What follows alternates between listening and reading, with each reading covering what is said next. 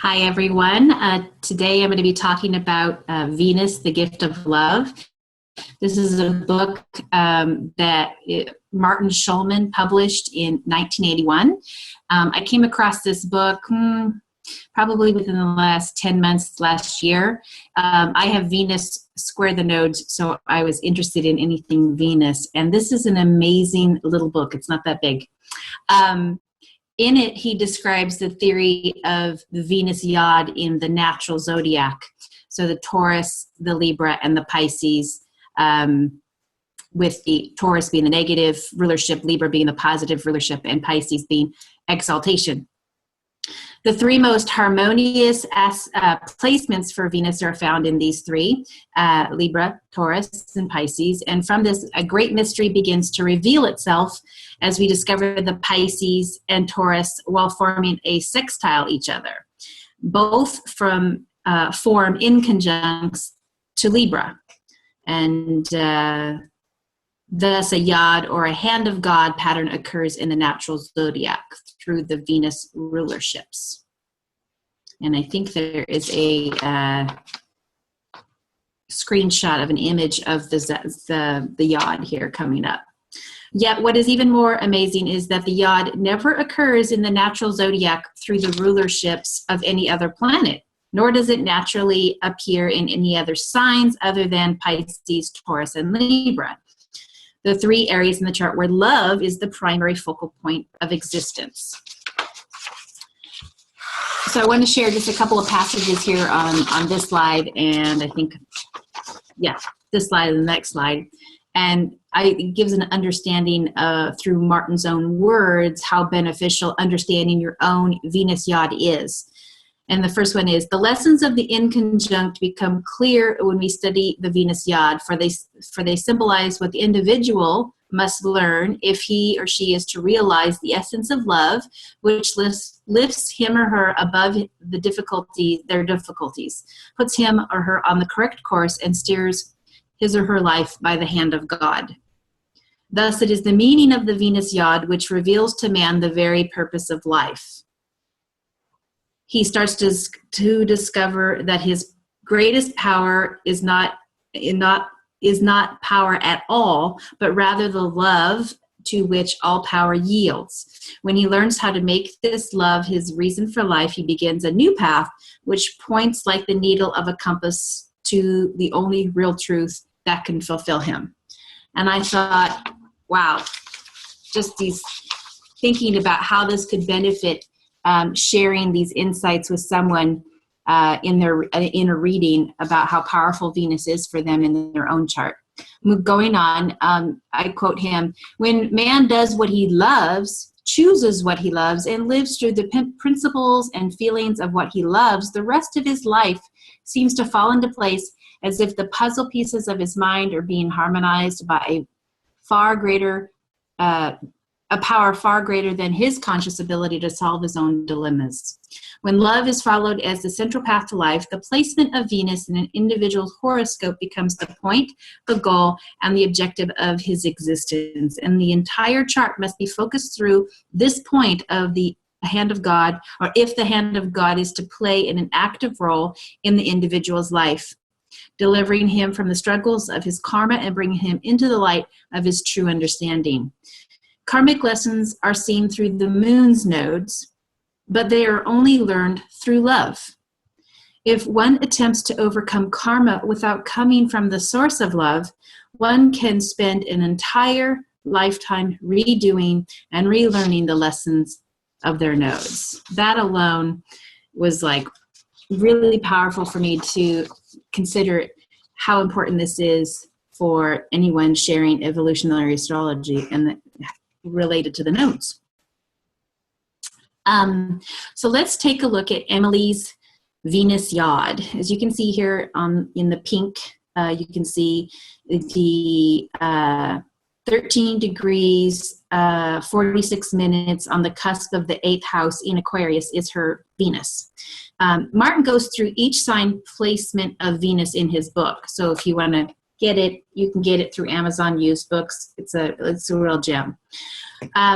For Venus in Aquarius, he notes, the individual is learning the lessons of universal love.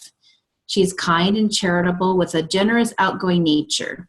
The YOD to this Venus placement is formed by the inconjuncts from Cancer and Virgo. And it's from these two signs that the individual learns her greatest lessons about love. To create the Venus YOD, we find one point at 13 degrees and 45 minutes in Cancer. It's in the 12th house for Emily. And the other inconjunct point at 13 degrees 45 minutes of Virgo in the 3rd house. The inconjunct from Cancer, if you were to just focus there, teaches her how to contact her sensitive and sympathetic feelings for others. As she learns to be openly responsive to the emotional needs of those around her, she grows closer to others and begins to realize the kind and good-hearted feelings which her beautiful love for humanity is a world family will unfold. Many with the Venus Aquarius placement have difficulty accepting their need to learn emotional responsibility. Yet the Cancerian lessons of loyalty, devotion, and faithfulness are the very cornerstones of human decency. In essence, they provide the emotional basics of care and nourishment upon which the individual's feeling of universal love is built.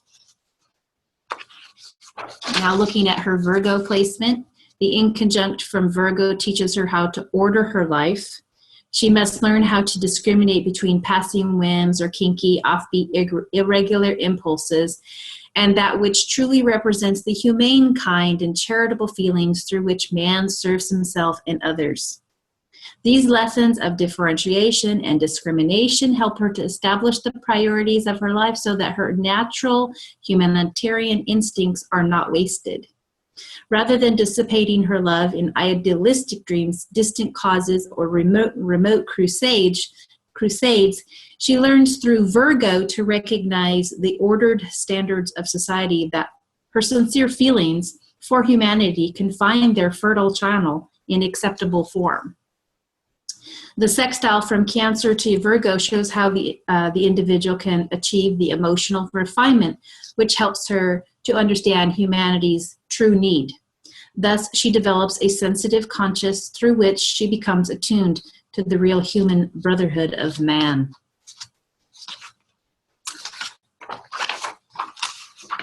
Going forward on Emily's Venus YOD, once the lessons of the Venus YOD are learned, the individual discovers that she has a remarkable understanding of human nature, along with a great need to put her ideals into useful function. Sometimes she reaches out single-handedly to help enlighten a friend or acquaintance, liberating them from the emotional burden of spiritual darkness. Sometimes she devotes herself to working with worthy charities, useful organizations, or joining sincere clubs and groups through which she participates in the social progress of mankind. Yet whatever she does, it is always her ability to rise to the active, moving flow of awakening consciousness, which is forever creating man's future, through which she finds her true center of beauty. Her unique gift of love is for the very essence of human fulfillment, not for herself, but for the unselfish unfoldment and enlightenment of the ever-becoming nature of mankind.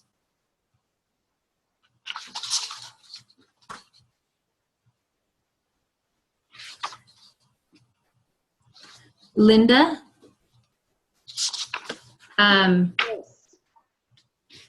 trying to decide, okay, it's in the next slide. Okay, I'm going to go on to the next slide. This is where we have Emily jump in just a minute here. This one or the next one? On the next slide. Oh, no, you're there. Never mind, you're there.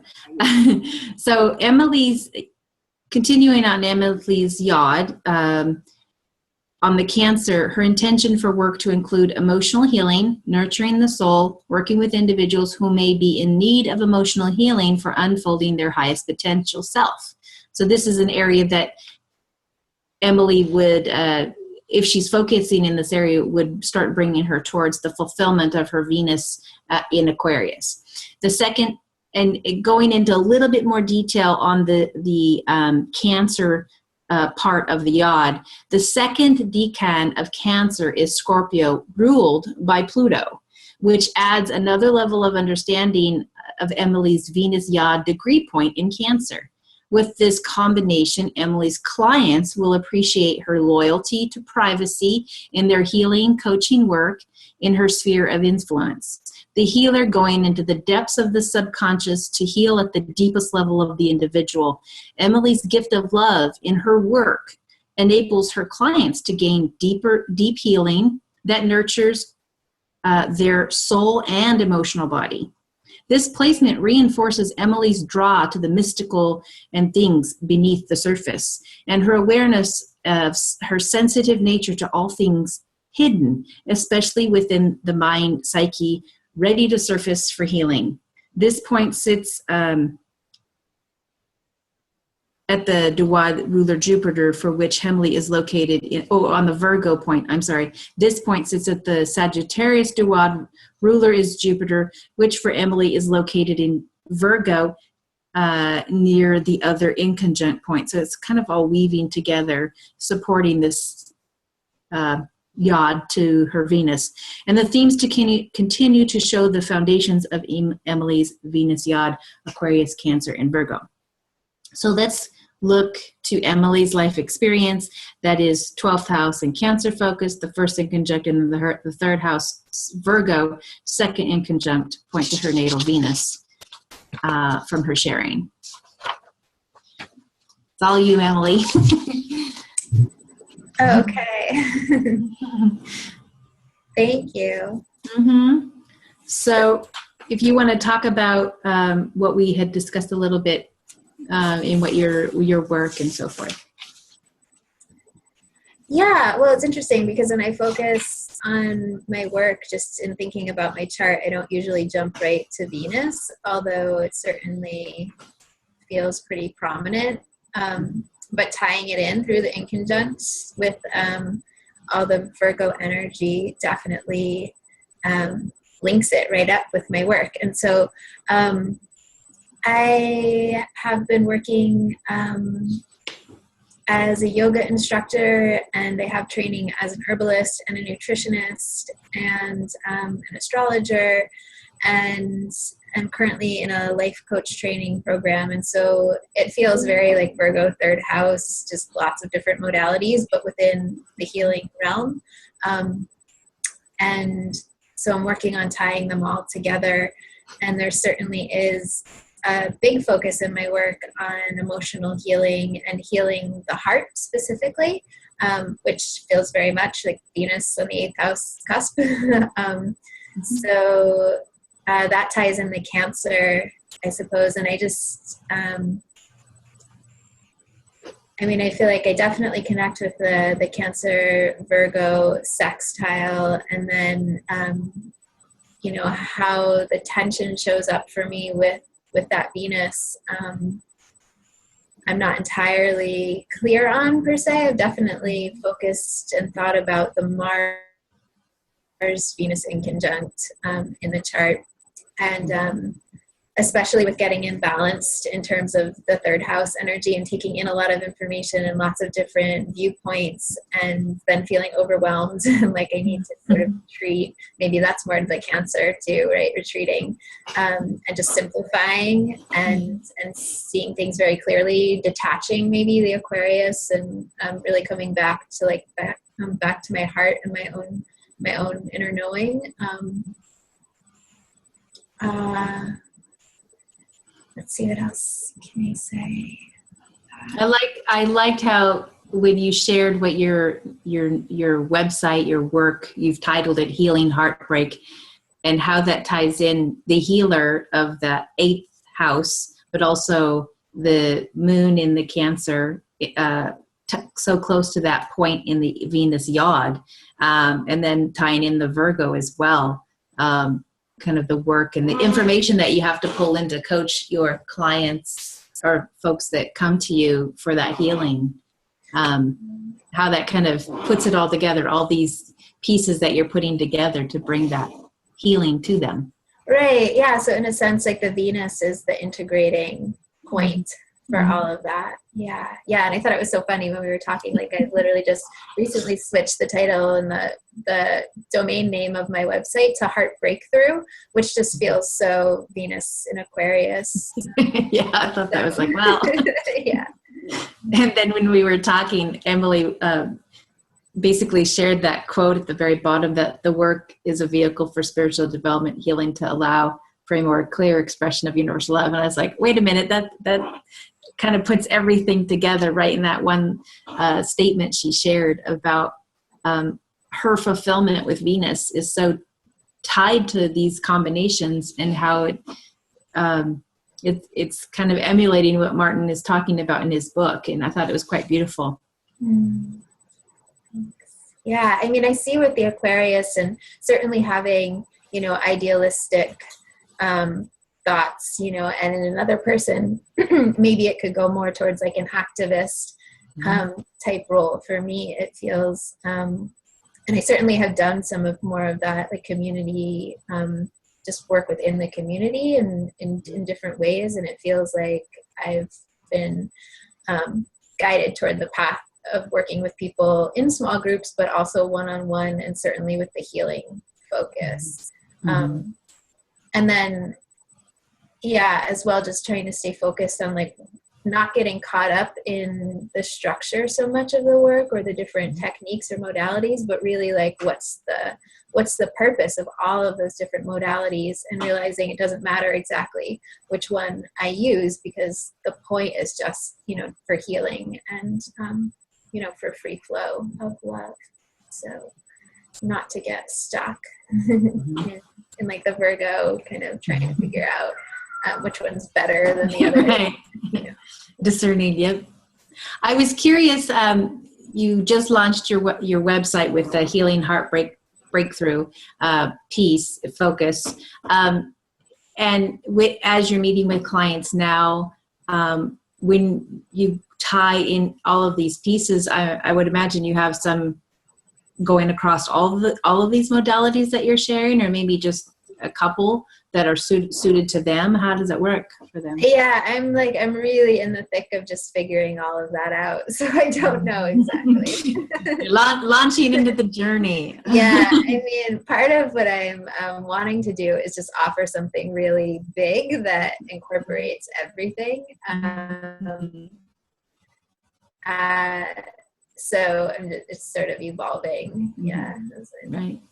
I would imagine as you do start coaching a lot more, finding a great fulfillment in bringing all of these and weaving them together for that purpose. Yeah. Does anyone have any questions? Do you have anything else that you wanted to add, Emily? Not right now, but I'm sure I'll think of something else. Okay. Does anyone have any questions about the Venus YOD? Very interesting, Sarah. I'd like to see how that works out on mine and everybody else I know. I really think it would help people to understand what kinds of things or combinations, because of the inconjunct, would point them in their direction for fulfillment. Because I think a lot of people who go through, just maybe beginning their journey, that might be a helpful tool. So, and I'm fascinated with it. I want to use it more and actually explore it more across all my friends and family. To kind of like, are they going in the direction that their YOD says? I'm curious. So, Yes, Sarah and Emily. The point opposite the apex, which is exactly opposite Venus, is the second house cusp. And this is supposed to be an extremely sensitive point, especially, through transits. And Emily, do you have any issues around the second house there that get triggered off with your Venus focus? Yeah, I mean, I guess I certainly have second house issues. I have the north node in the second. I've only really started focusing on that point because I know that the asteroid Persephone is right there, like at 12 Leo. and just feels like such a big part of that, you know, the eighth house mythology. So I haven't really given it too much thought, but it certainly feels like, you know, tied in with healing the heart. And I certainly am working on lessons around self-reliance, self-sufficiency, self-worth. So. Thanks, Emily. Also, have you noticed a fork in the road in your life where everything completely changes, the life pattern completely changes, and you take a new course? Has that happened? Yeah, I mean, I would say that happened when Pluto was on the sun a couple years ago. That felt like a profound fork in the road change, and now I'm sort of navigating like that transition. Other than that, it doesn't really feel like I've had huge like shifts, you know, on one path and totally switched to a different track. I think you might find that you will experience a huge shift, because that's actually one of the meanings of this, the finger of fate. And also I note now that transiting Pluto is exactly opposite the Cancer part of your YOD. And right. So stimulating the whole YOD. Could you say that again on the stimulating the YOD, that point in Cancer? Transiting Pluto at the moment is exactly there. It's at about 14 degrees Capricorn. Oh, so it's the opposite, the Pluto, the point, the polarity point. Okay, the polarity point. So yeah. Say it would be stimulating the whole YOD there. Yeah. And also, it'd be interesting to see the planetary north node of Jupiter and Saturn, whether they actually are near that Cancer part of the YOD as well. Pluto, the north node of Pluto is conjunct her ascendant, which is fascinating, and her moon. But the north node of Saturn and Jupiter could also be around there somewhere as well. We don't know exactly where, but that should be quite interesting to look into. That's fascinating how it ties in. Because of the Persephone being at that point in the second house, Leo. What did you call that? The finger of fate, Linda? Yeah, the finger of fate. And I think Emily called it the boomerang or something. I'd never heard that term. It was new to me. Yeah, I guess maybe I've heard it called the boomerang point, the point directly across from the apex, but I could be wrong. Yeah, well, I just call it the point opposite the apex. Yeah, that works. And bear in mind, you have the two inconjuncts operating, which mean crisis, and crisis over and over, but you're using this to help others, of course. And then this crisis actually creates the change in your course. So you might find that as the crises build up, and as your awareness deepens in the YOD, you know, your course in life might change suddenly. So that should be interesting to note. Keep an eye on, because Venus is in Aquarius, so. Right. Yeah. I have Emily's nodes right here, planetary nodes you were asking, Linda. Yes, did you hear me? I'm sorry. Yes, Dawn, yes. Which planetary nodes did you want to see her Cancer? North node of Saturn and north node of Jupiter. So her north node of Saturn is at 24 Cancer. Okay. North node of Jupiter is at 9 Cancer. Okay. Well, they're sort of close around that whole area, which is a very important area which you're evolving to in terms of the north nodes of Pluto, Jupiter and Saturn. So that they're all tied into your YOD, we could say. Very important. Thanks, Dawn. Sure. I just thought, hey, wait a second, I can look that up. That's excellent. Yeah. I do notice the south node of Neptune conjunct that Venus. Ah, oh yes. Yes, that's very important. Trauma in groups, perhaps, group trauma sustained in past lives. And the north node of Neptune is opposite the apex on the second house. Right. Yeah. So a lot is tied into this YOD. If you look deeper, like there's a lot there. Mm-hmm. Yeah. We have about 10 minutes to go. I think it's interesting across all these disciplines that she's focused in on, that as she grows in the work, as she's offering the work, I wonder if she doesn't come up to that point that you were talking about, Linda, in terms of changing course based on what she discovers and uncovers there for what she's going to continue to offer. She may, Yeah, definitely. Like as her own self-image changes, this is the moon, this is Cancer. Mm-hmm. Mm-hmm. And as her own love nature changes and as the new information comes in, this will all have the effect of, evolving that YOD and putting her on the course that it's like she's fated to go in this direction. Mm-hmm. It's the YOD, it's the fork in the road. She's going down one road and suddenly, oh my gosh, she switches the road and goes in a completely new and different direction. Mm-hmm. Based on what she discovers, I think, yeah. On her self-awareness.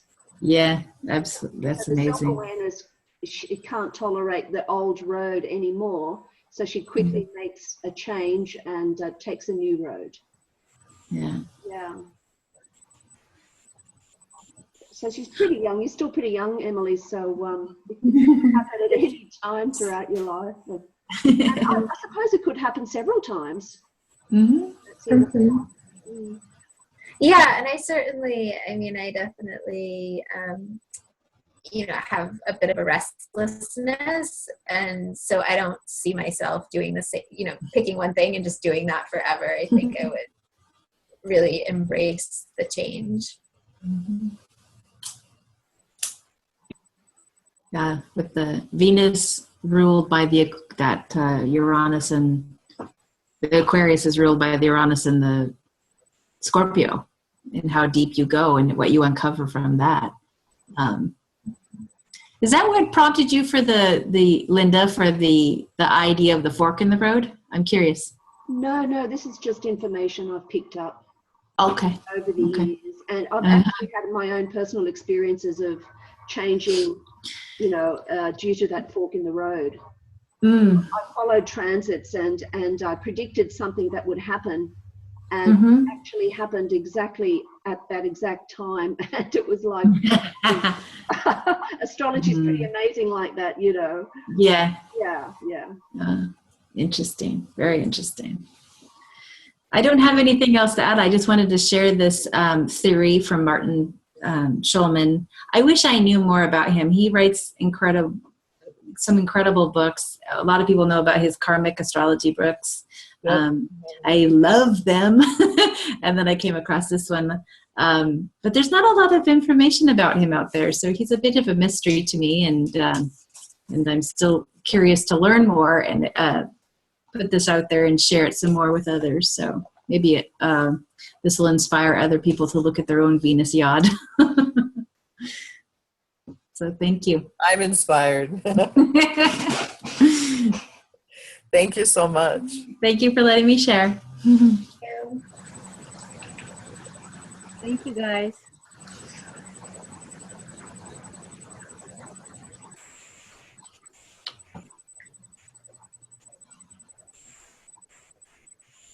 Right, Sarah, would you like to continue for 7 minutes of general discussion, or would you like me to end the meeting here?